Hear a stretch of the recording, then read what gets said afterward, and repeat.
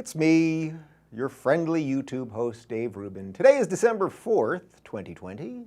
This is the Rubin Report Direct Message, and I'm here, and before we get going today, someone who I like, who I respect, not a public person, just someone in my private life, said to me yesterday, they said, Dave, you know, your shows have really been great lately, and you seem to be telling the truth and bringing information to the people, but you've been using some colorful language. You've been busting out your glasses, you've been dropping F-bombs, you said MFer, you've been saying some things, calling people types of bags that start with a D, you've been saying these things, and I want to share these videos with my more conservative friends and family, but if you do that sort of stuff, it makes it hard for me to do. So I thought, well, look, I can't self-censor myself, but I do understand that there is some legitimacy to that. And I would say in the last 2 weeks, as I live in this ridiculous state of California, in this particularly ridiculous city of Los Angeles, that I've been a little more fired up than usual. And I've actually been enjoying it, and I think you guys have been enjoying it as well. But for today, I'm going to try not to curse. I am not going to say any mean language. I'm going to try to do it. I'm going to try to do it despite the fact that my mayor has me locked down in my home. And I just want to be on the record, I am not having a party at my house tonight. I just want to be very clear about that. Trust me, I am not, Garcetti, if you're watching this, I'm not having a whole bunch of people here for dinner tonight. That is so not happening. And I just, you know, why would you think that's happening? It's not. I'm not having people over. I didn't buy a whole bunch of food yesterday for party at my house tonight? That's crazy talk. Okay, so we're going to hit a bunch of stuff today. We are going to play in just a moment this video of Joe Biden. He did a Love Fest interview with Jake Tapper. We're back to the part of politics if Biden is to become president, which again, I'm still not sure about, and we'll talk about that in story number 2. We're back to the part where the journalists can just smile and nod along and be very chummy with the politicians that they're interviewing, and Tapper and Biden really did a number. But wait till you see this clip. Biden accidentally tells the truth. That's one of the things he sometimes does. He accidentally tells the truth. Well, he did that, so that's going to be the first story. Then the second story, and I'm sure most of you saw this already, but I want to discuss it a little bit, is there is a video that's going viral right now.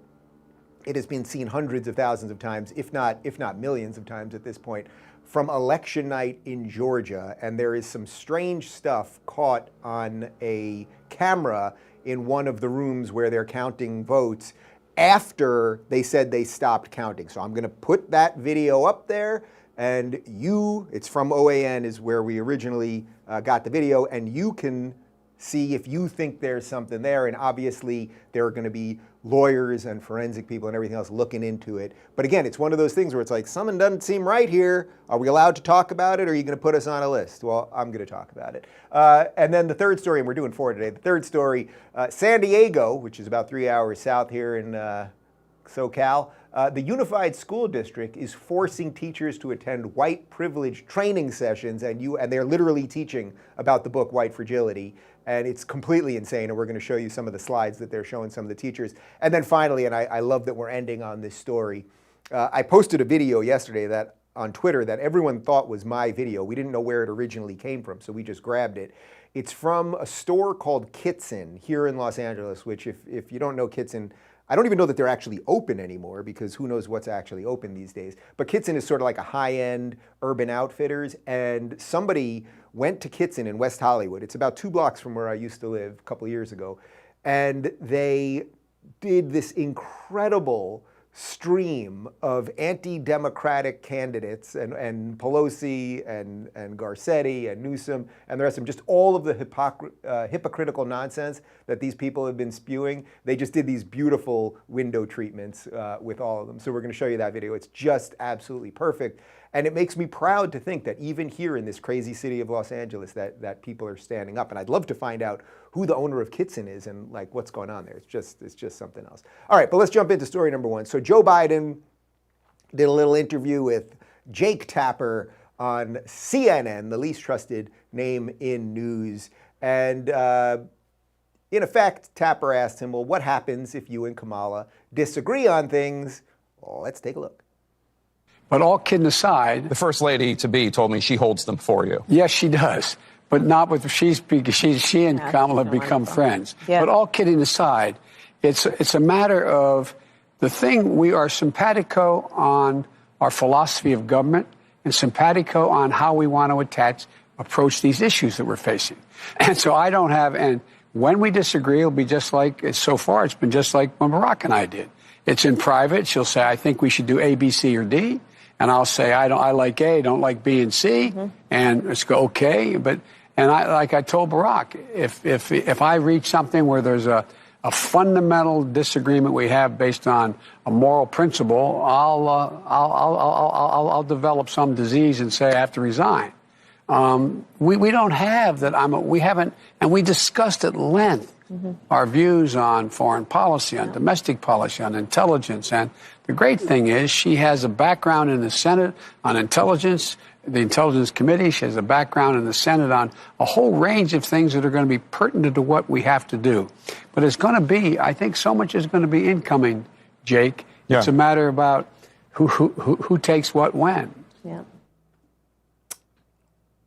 That 78-year-old man is the purported president-elect of the United States. Now, let's just put aside the general mumbling and sort of the way he meanders around everything he's saying, and he never quite gets there and uses a lot of extra words and all that stuff. The line, if he is to have a disagreement with Kamala, I'll develop some disease and say I have to resign. Now, I get it. He's kidding, even though he said all kidding aside right before that.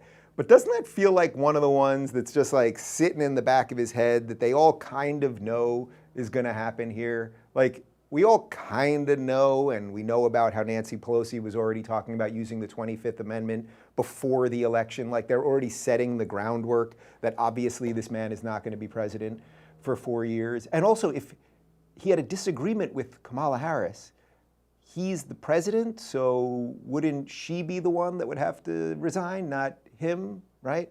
Now, I get it. He was saying it in reference to dealing with Barack Obama when he was the VP.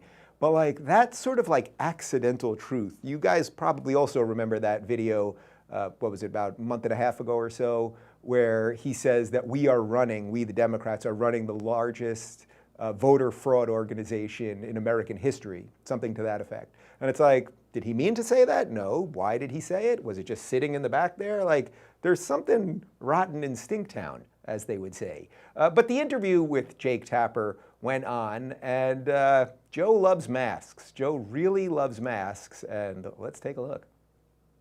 Speaking of Fauci, have you spoken with him yet? If so, have you asked him to stay on? Yes and yes. Yes and yes. Tell me about the conversation. As he said, what more needs to be done from his point of view? Well, look, my chief of staff has worked with him in the last crisis. He's been talking to him all the time, Ron Klain. I talked to him today. We spoke today at 3 o'clock. My COVID team met with him. I asked him to stay on in the exact same role he's had for the past several presidents. And I asked him to be a chief medical advisor for me as well and be part of the COVID team.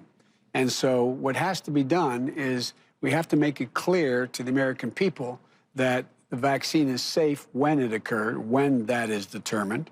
And number two, you have to make sure, as he points out, you don't have to close down the economy like a lot of folks are talking about now. If, in fact, you have clear guidance and you're able to say to businesses, okay, for example, bars and restaurants are going to close, but we're going to provide you the wherewithal to not lose your business like the House had passed.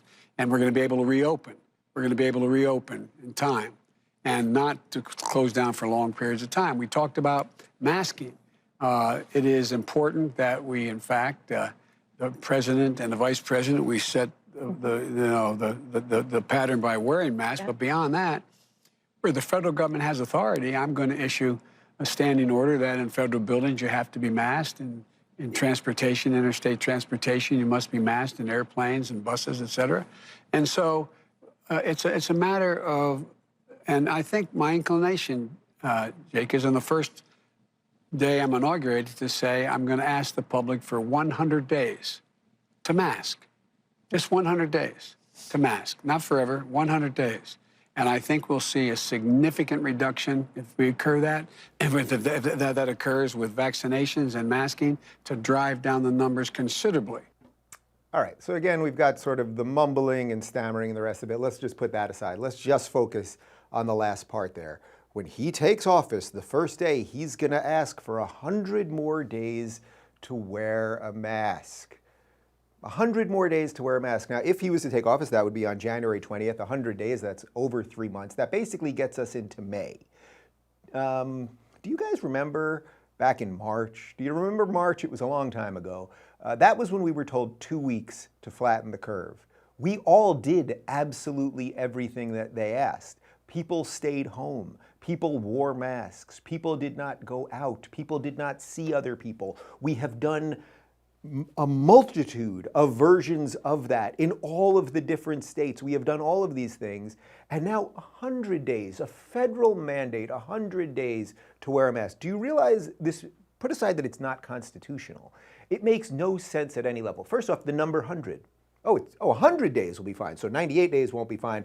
101 days, no, 100, I mean 100, it's a nice round number, so 100 days to wear a mask, and then everything will be fine. Sure, we did tell you 2 weeks to flatten the curve last time, but 100 days, then we think we can get this under control. It's just a made-up number. We also have something called federalism in the United States. This is the idea that states can make decisions for themselves. This is one of the great, beautiful things that we have in the United States, that if you live somewhere that you want to live, then it is good. And if you don't want to live there because you're under the power of people you don't like, perhaps in Los Angeles where you're locked down relentlessly, you can move to a place like Florida. This is a beautiful thing. I often talk about the foot vote, and you can live in a place that's more in line with your beliefs. The idea that things should be done federally, especially because this is just arbitrary. Like if you think 100 days, he has no scientific evidence, 100 more days, guys, which by the way, we're still about, what, 40 or so days away from a day that he would be inaugurated.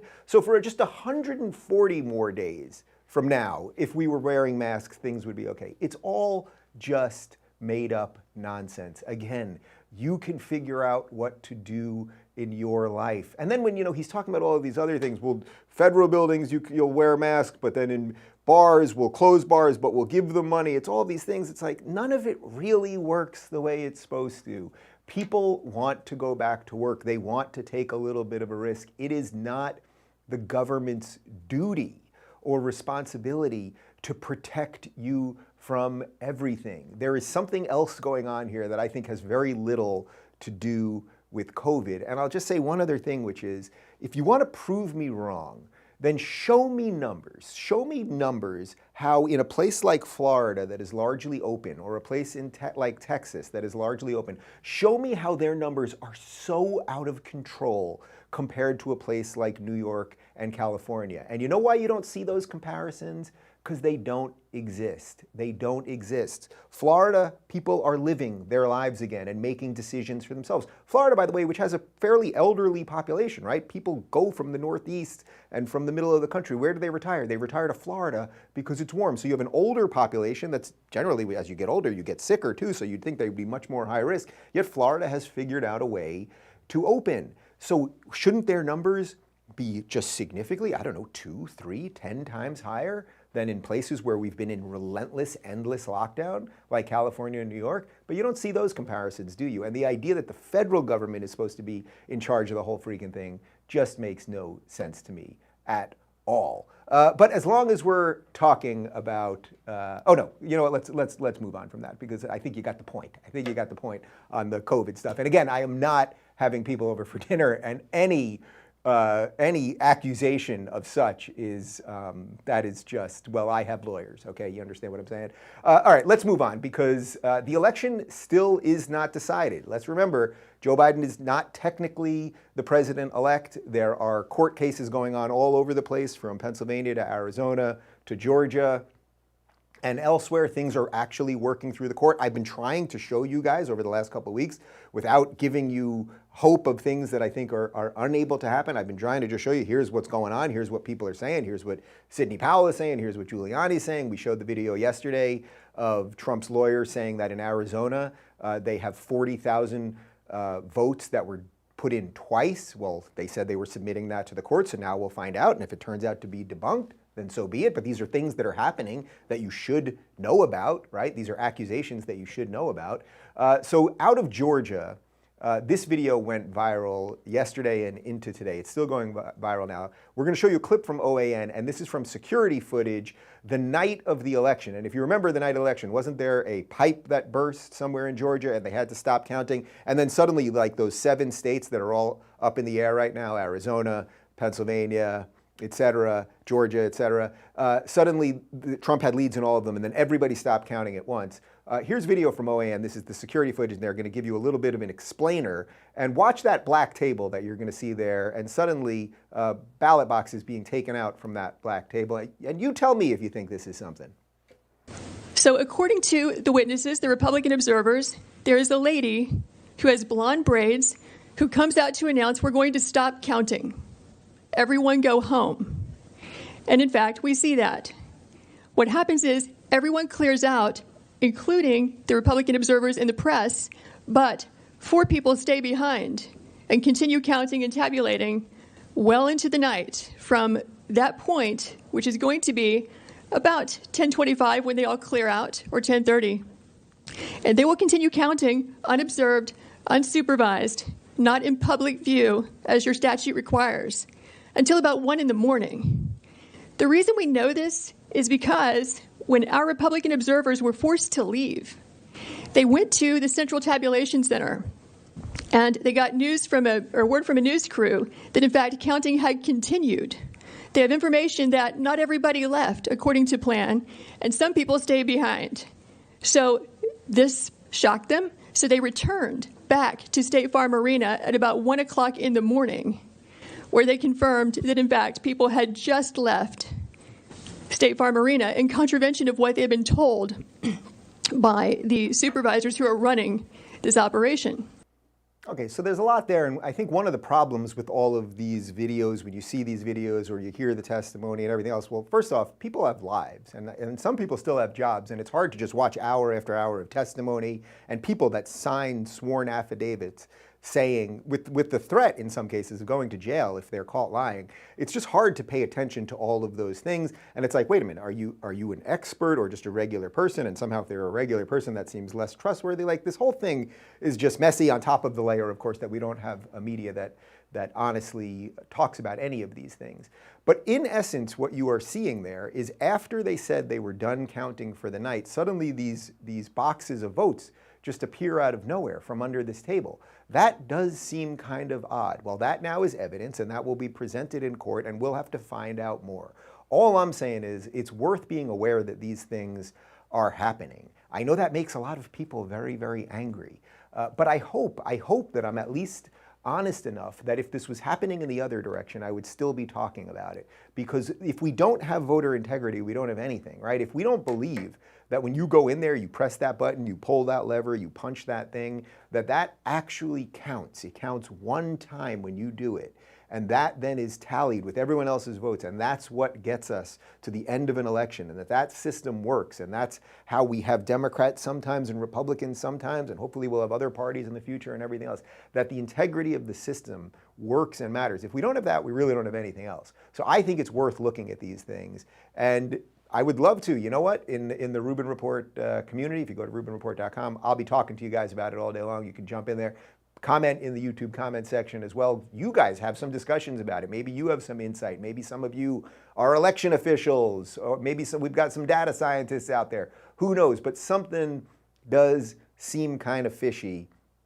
And the fact that so many people just refuse to talk about it makes the fish stink just a little bit more. Okay, let's move on to the next segment. Let's get away from the election and COVID for a minute and talk about racism, okay? Because the election's one thing, that's not really a problem. COVID, that's not really a problem. Racism, it's here, everyone's racist, and they're coming to get you. Well, in the San Diego Unified School District, they are now forcing teachers to attend white privilege training sessions. So we're going to throw up some of the images here. It's just incredible. The first image that we've got here, this is land acknowledgement. And this is what they are teaching teachers to then teach the students in San Diego. We acknowledge that we meet on stolen land taken from indigenous peoples. I am speaking to you from Kumeyaay land. We must acknowledge the hidden history of violence against indigenous peoples in an effort to move towards justice.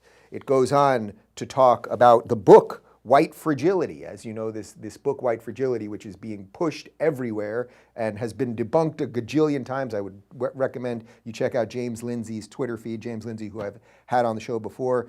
What are some of the things we should know about white fragility? Well, emotions, racial stress that are stirred when making white people consider racial realities, because white people freak out if you say something to white people. Guilt, anger, apathy, frustration, closed-mindedness, and defensiveness. Those are all things that white people have. White fragility prevents us from having a racial dialogue. Actually, all we do seemingly is talk about race. We haven't had to build racial stamina from rarely having conversations about race. Again, we just constantly talk about race, turns race into the R word. All right. It's a powerful means of white racial control and the protection of white advantage. Let's just come back to me for a second here.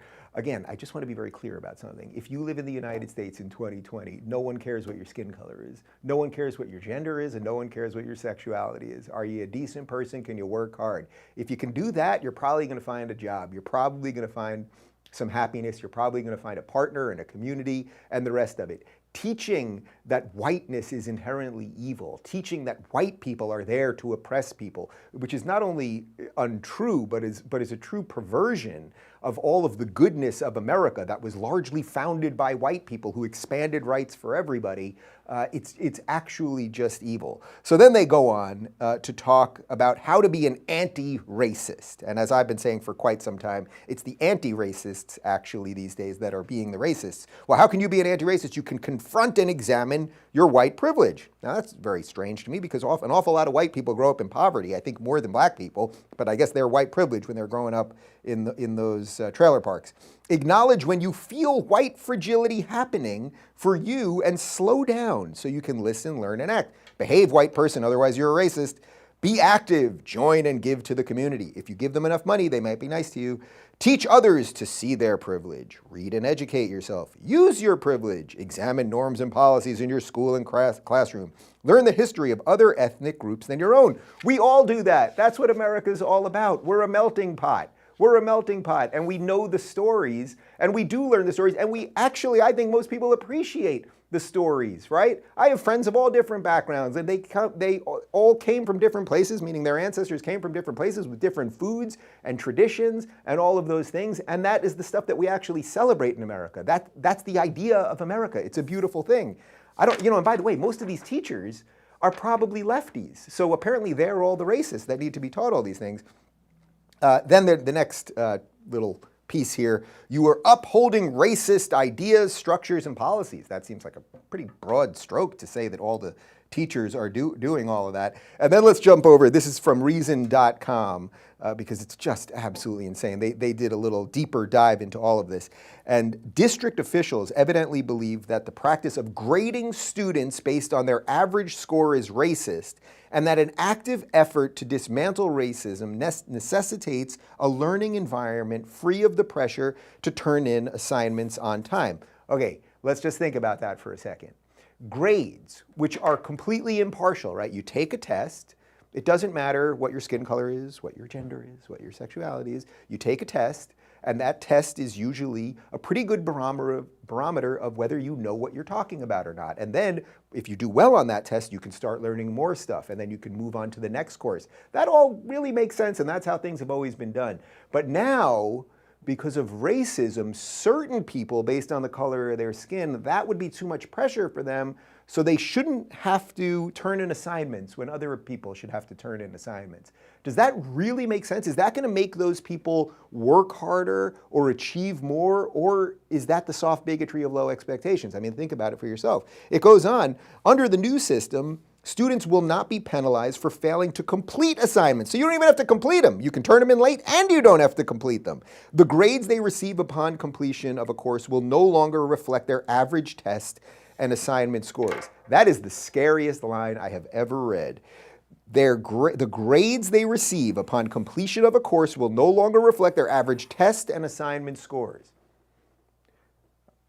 Really think about that. So what will we be grading students on in San Diego? I thought LA was the stupidest place. Well, actually, I thought technically I thought Portland, Seattle. It's hard to say which the stupidest place is, okay? San Diego, you're making a move, you know, and that's tough. That's tough to make a move stupider than Portland, San Francisco, Seattle, and Los Angeles, okay? That ain't easy. Congratulations, San Diego. What is the purpose of going to school? I think, I'm old school. I know I'm old school. I thought that going to school is about learning stuff, right? You don't know some stuff, and then you learn some stuff because there are people before you who know some stuff, and they learn some stuff, and then they can teach it to you, and then you can go on and continue into the world. This systematic, they love talking about systemic racism, this systemic dumbing down of people, saying you're from this, so we must treat you differently, it's anti-American, but also try to really play this out. Where does this end up? So you're going to say to certain people, okay, you don't have to turn in your things on time, you don't even have to complete your assignments, and your grade won't have anything to do with your test scores. Well, okay, so now this kid gets an A, right? This kid gets an A. By the way, this is no fault of this kid, okay? He's just in the system, right? This is why this is actually systemic. So now this kid gets an A. He didn't finish the projects. He didn't hand things in, you know, got a 22 on the test.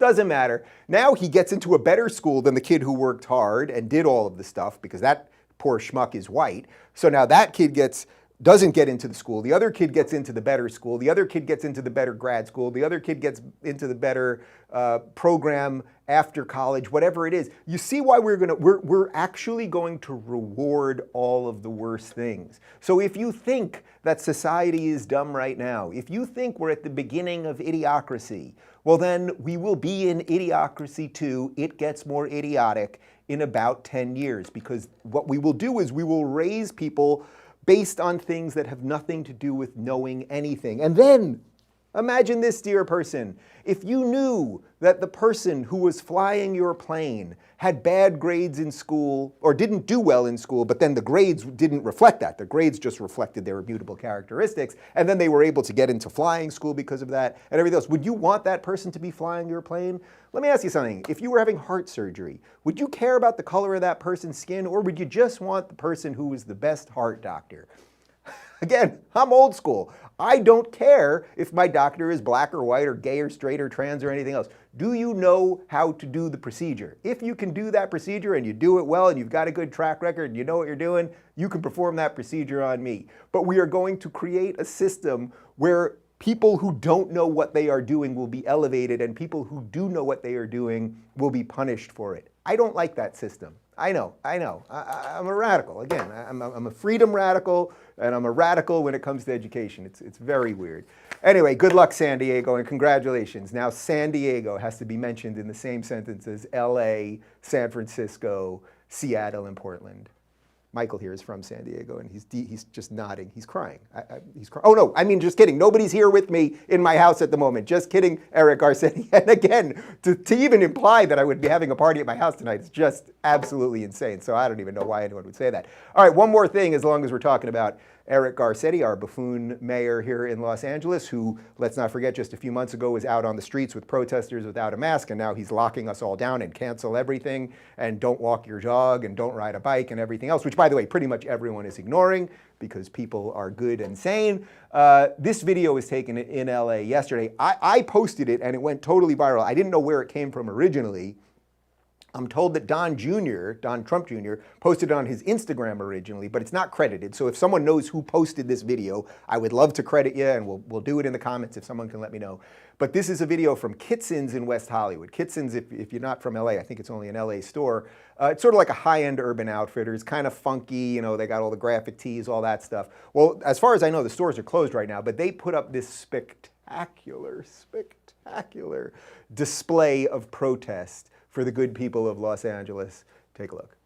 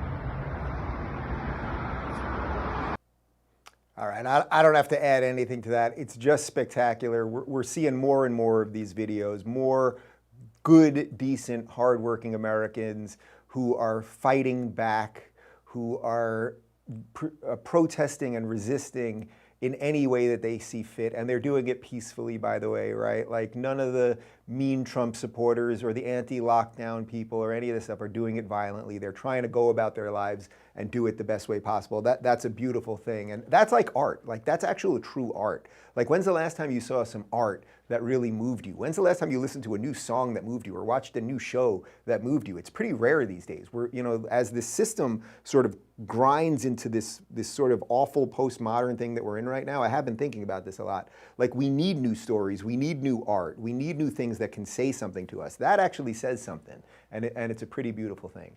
So that's it for today. I realize I did not put on my fake glasses, but you know, I am trying, my fake newsman glasses that is, I am trying to, I'm not going to curse today, I'm not going to call out any of the politicians directly. So I will tell you this though. Watch part 3 of my discussion with Douglas Murray. It just went up this morning, and of course you can watch the full episode totally ad-free at rubinreport.com. And have a good day, everybody.